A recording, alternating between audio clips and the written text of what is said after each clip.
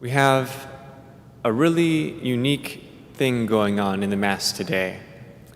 Every single reading, every single prayer of the Mass this Sunday speaks of the same thing: God's assistance, His generosity, in a word, His closeness.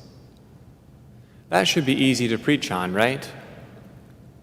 But a lot of us haven't felt much closeness from God in recent times, or not as much as we maybe expected. Certainly much less closeness with each other than is normal or even natural. So many things, even so many people that we've counted on, have failed us, fallen short of expectations. Granted, at first, there was so little known, we couldn't have any real idea for a while of what to expect from coronavirus, so we sort of braced for the worst. Now we seem stuck in a holding pattern for the worst.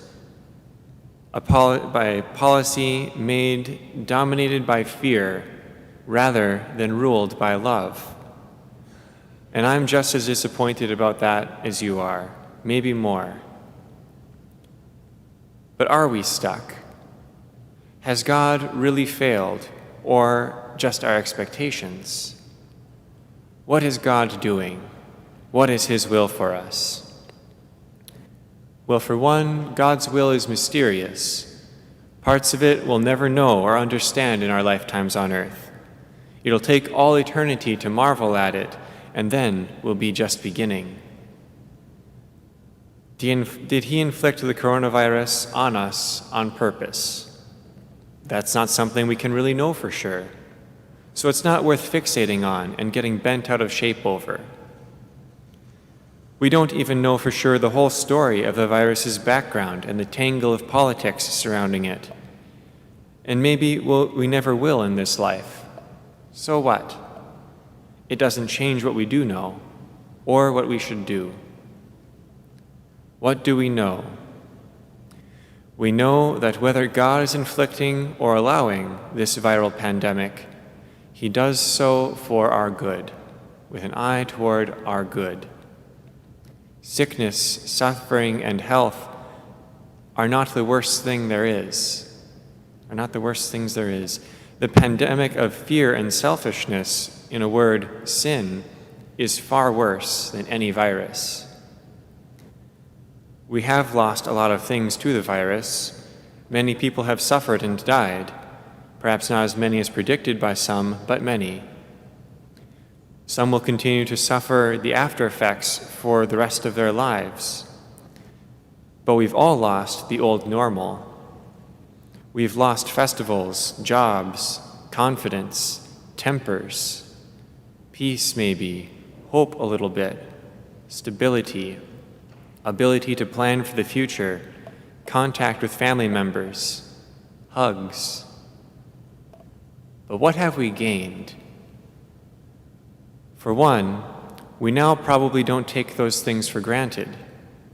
We realize better than ever the blessings that they are. I've seen and heard more families spending more time together, the double edge of telecommuting giving more time at home, even as we figure out how to not spend all day in Zoom. On that note, it seems we're all finally getting a little fed up with screens and spending a bit more time away from them, especially outside. On a grand scale, whole countries have felt the weaknesses and vulnerabilities of globalism more than ever before. Perhaps we'll realize that there are some steps we shouldn't make. Not everything about the old normal was good. In short, our priorities are being purified. What about the Scriptures? What does God say? He says, "All who are thirsty, come to the water. You who have no money, come, receive grain and eat. Why spend your money for what is not bread, your wages for what fails to satisfy?" Peace is only found ultimately in God. And it's free. Look down in your pews. Do you see a credit card slot in your pew? Do you have to pay a toll to receive the sacraments? No, they are free. God gives them freely, and through them He gives us grace. All the grace we need, and so much more. You will never be able to exhaust it, no matter how much you accept. There's always more. The hand of the Lord feeds us. He answers all our needs. And what does He give grace for? That we may be full. Look at the gospel. Jesus had just suffered the loss of his cousin, John the Baptist, the precursor.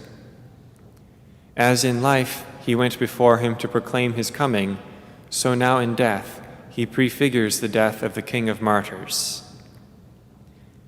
And the crowds follow him, not knowing all of what they need, but knowing they can only receive it from Jesus. And Jesus, in the midst of his human grieving, has pity on them and cures their sick. We wish that he would work that way for us now. Just heal everyone so we could put things back to normal. Send the people home, we say with the disciples. Let them go and take care of themselves. Jesus has a better idea. Give them some food yourselves, he says. The disciples are afraid. They don't have enough for themselves. How can they feed thousands? Can anything separate us from the love of Christ?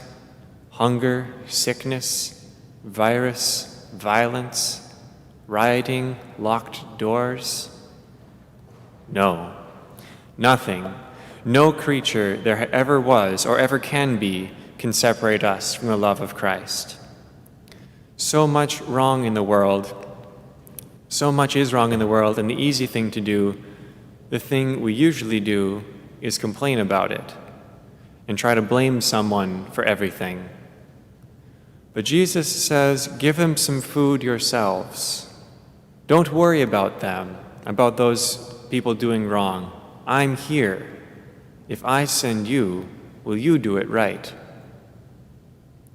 What answer will we give? Will we cling to fear and anger with the masses who do not know God? Or will we let ourselves be filled with His blessings? Will we be Christians, reasonable and respectfully caring for others, but not fearing death or want, because we are disciples of the risen one, who is the bread of life?